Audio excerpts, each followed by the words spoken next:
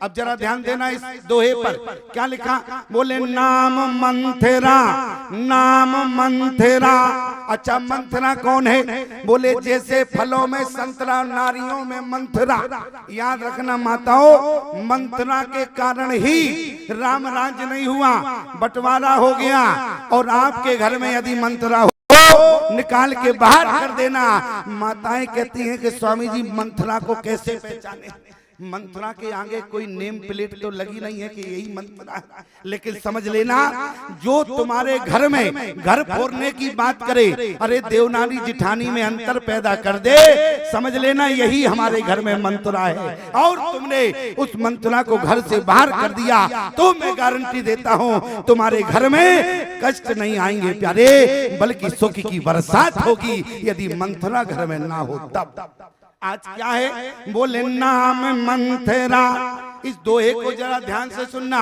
बोले नाम मंथरा मंदमती, ओ चेरी के कई केर, ओ अजस पिटारी ताहे कर, ओ गई गिरामती फेरा।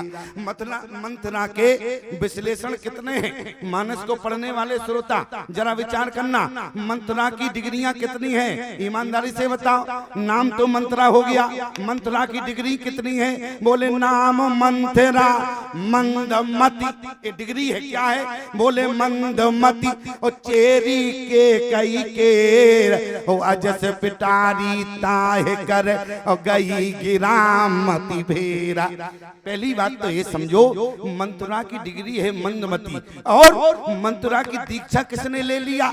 अभी केकई क्या है? बोले केकई की दासी है मंथरा। अब केकई ही मंथरा की दासी बन गई, तो जो गुरु की डिग्री थी वो कहां पहुंच गई? केकई के पास पहुंची। प्रमाण क्या है? बोले केकई नंदनी मंदमती। जबकि कौन है मंदमती? बोले नाम मंथरा मंदमती, अरे चेरी के कई केरा। आप कहेंगे स्वामी जी कैसी बात करते हो? अरे केकई ने क्या मंथरा की दीक्षा ली है? अरे दीक्षा ना ली हो, लेकिन मंथरा की सलाह को स्वीकार मान लिया। इसका मतलब क्या हुआ? बोले समर्पण हो गया। और जब समर्पण हो गया प्यारे, कोट कुटिल मन गुरु पढ़ाई। और जब गुरु ने पढ़ा दिया तो शिष्य के पास गुरु की डिग्री अपने आप आ जाती। तो इसलिए कि कई नंदन मंदमती। इतना ही नहीं प्यारे, गोस्वामी जी ने क्या लिखा? बोले नाम मंथरा मंदमती, हरि चेरी की कई केर, ओ अजस पिटारी ताहे कर, ओ गई गिरामती फेर। माता सरस्वती ने अपयस की पिटारी मंथरा के ऊपर रख दी।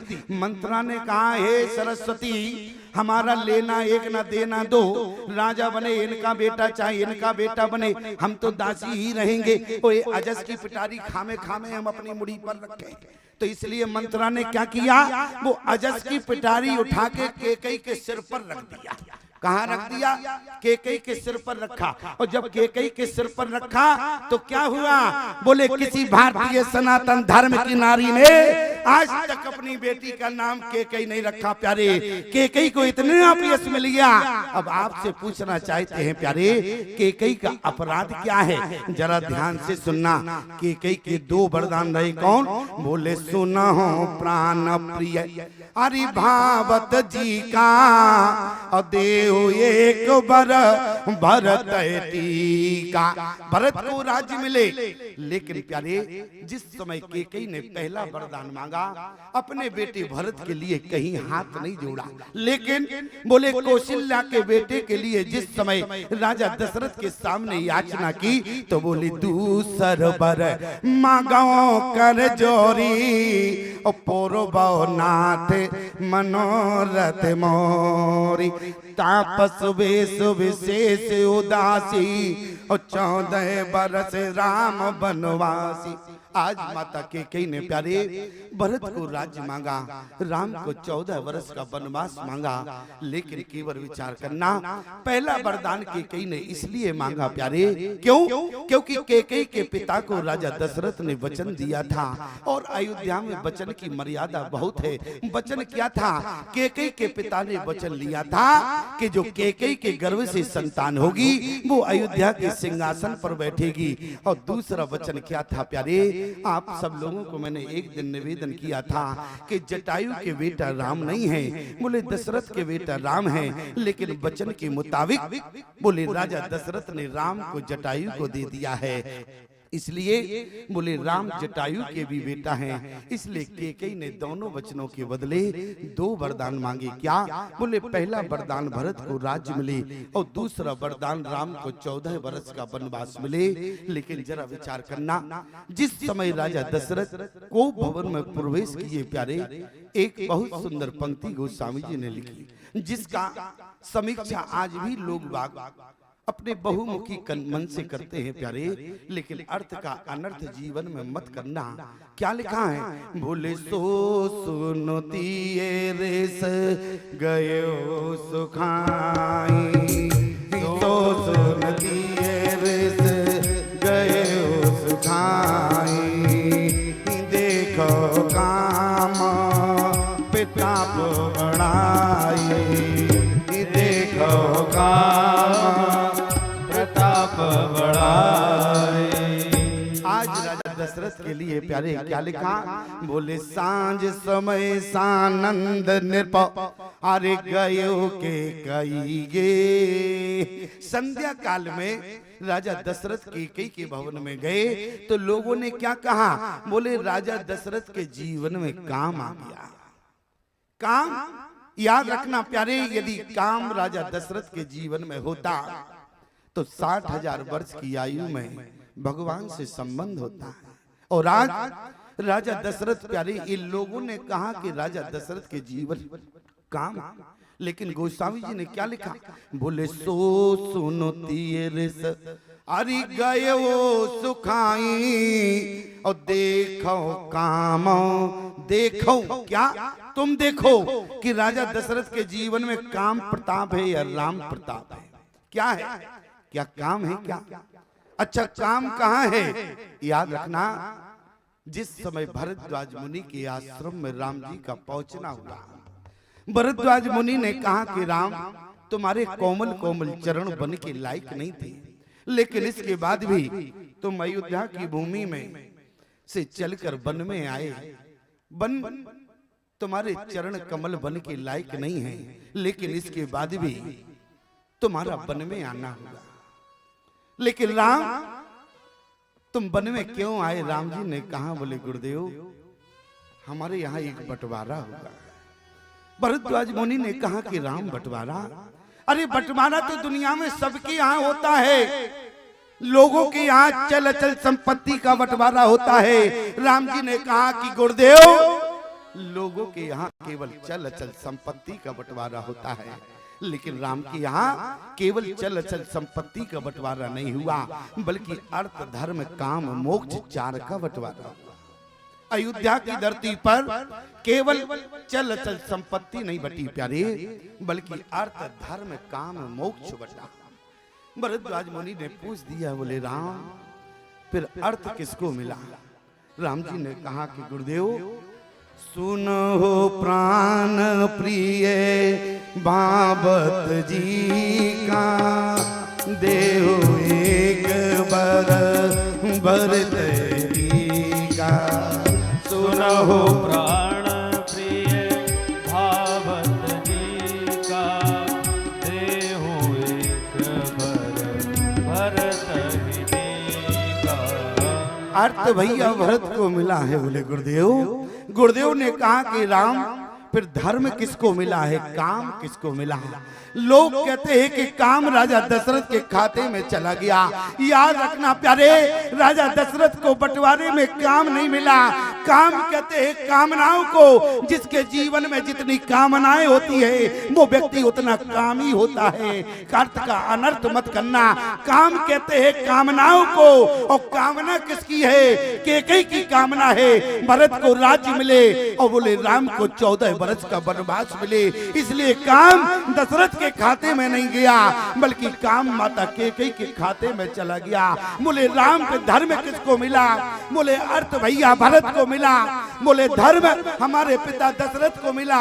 बोले प्रमाण क्या है? बोले धर्म धुरंधर गोड़ोले दिज्ञाने, धर्म धुरंधर गुणने विज्ञानी, हृदय भगते मते सारंग पाने, हृदय भगति मति सारंग पानी। आज बोले काम माता केकई के बंटवारे में चला गया। भरद्वाज मुनि ने पूछ दिया, बोले राम फिर मोक्ष किसको मिला है? राम जी ने कहा कि अर्थ भैया भरत को मिला है, धर्म हमारे पिता दशरथ को मिला, काम हमारी माँ केकई को मिला। बोले मोक्ष तो इस राम को मिला है बंटवारे में। भरद्वाज मुनि ने कहा कि राम मुझे तुम्हारी बात समझ में नहीं आई। राम जी ने कहा, बोले गुरुदेव याद रखना प्यारे, मोक्ष किसे कहते हैं? आपने श्रीमद् भागवत में सुना होगा, मरने के बाद व्यक्ति को मोक्ष मिलता है। याद रखना, मरने के बाद मोक्ष हुआ तो किसने देखा? लेकिन ये भागवत का महत्व कहता है प्यारे कि मरने के बाद मोक्ष मिलता है, लेकिन रामचरितमानस का सिद्धांत कहता है मरने के बाद मोक्ष नहीं मिलता, बल्कि जीते जी प्राणी को मोक्ष मिलता है। वो कब मिलता है? जीते जी प्राणी को मोक्ष कब मिलता है प्यारे? राम जी ने कहा कि मोक्ष तो इस राम को मिला है।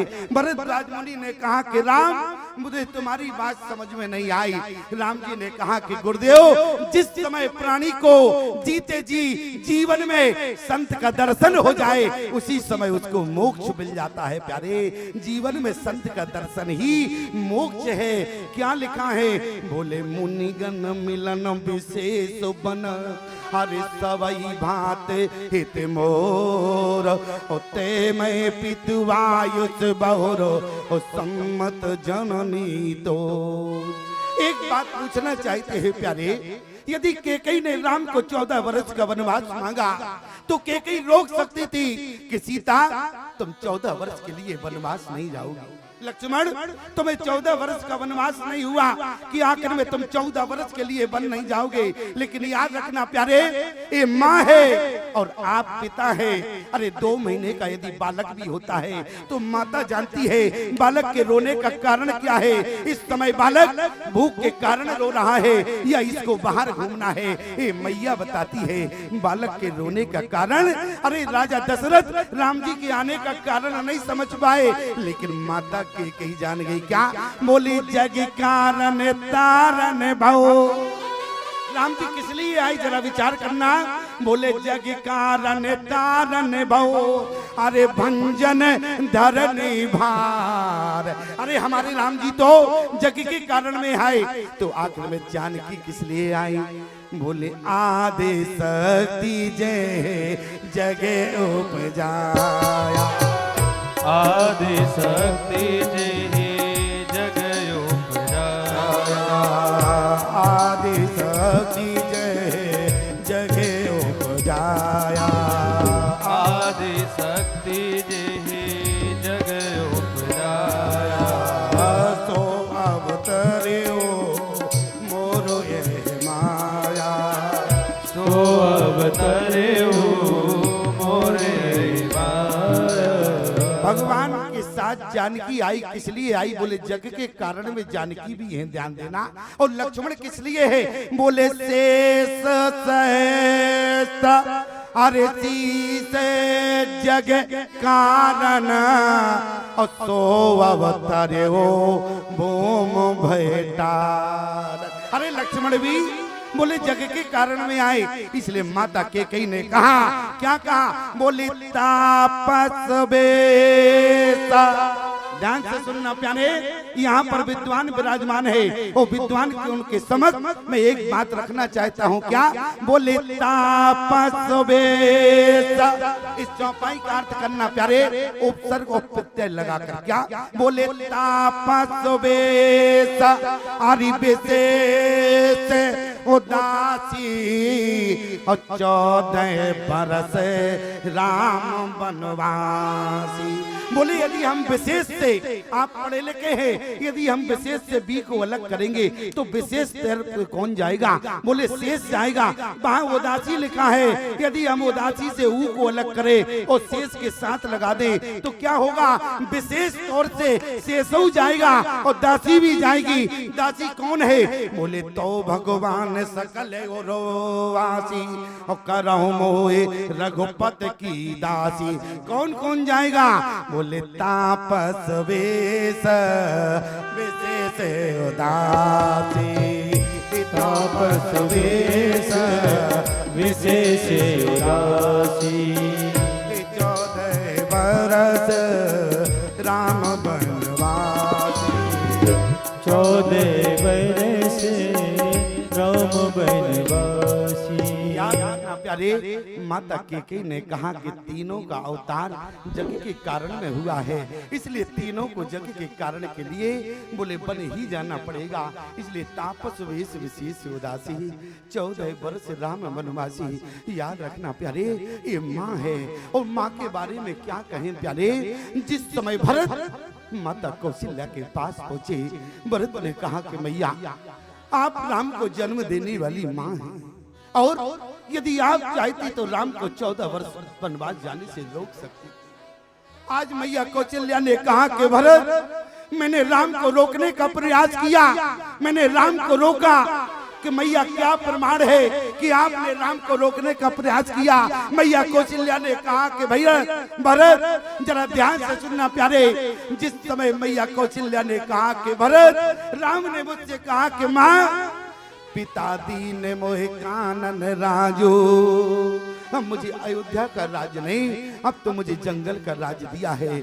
तो मैंने कहा जंगल का राज कितने दिनों के लिए? बोले 14 बरस राम बनवासी, 14 वर्ष के लिए मुझे वन भेज दिया है। माता कौशल्या ने कहा कि राम किसकी आज्ञा है? बोले पिता की आज्ञा है। कौशल्या ने कहा कि भरत मैंने विरोध कर दिया, प्रमाण क्या है? बोले जो के बल पितु आयुष ताता तो जन जाओ जाने बड़ी माता। अरे भरत, जन्म देने वाली माँ बड़ी होती है। मैंने राम से कहा कि राम यदि तुम्हारे पिता दशरथ की आज्ञा है, मैं विरोध करती हूँ, मैं तुम्हारी जन्म देने वाली माँ हूँ। याद रखना प्यारे, माँ क्या है?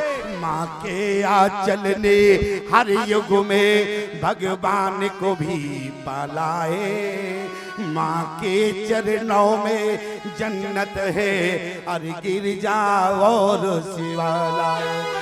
माही में गिर जैसी ऊंचाई, माँ सागर जैसी गहराई, संसार से जितनी खुशियाँ हैं माँ के आंचल से आई है।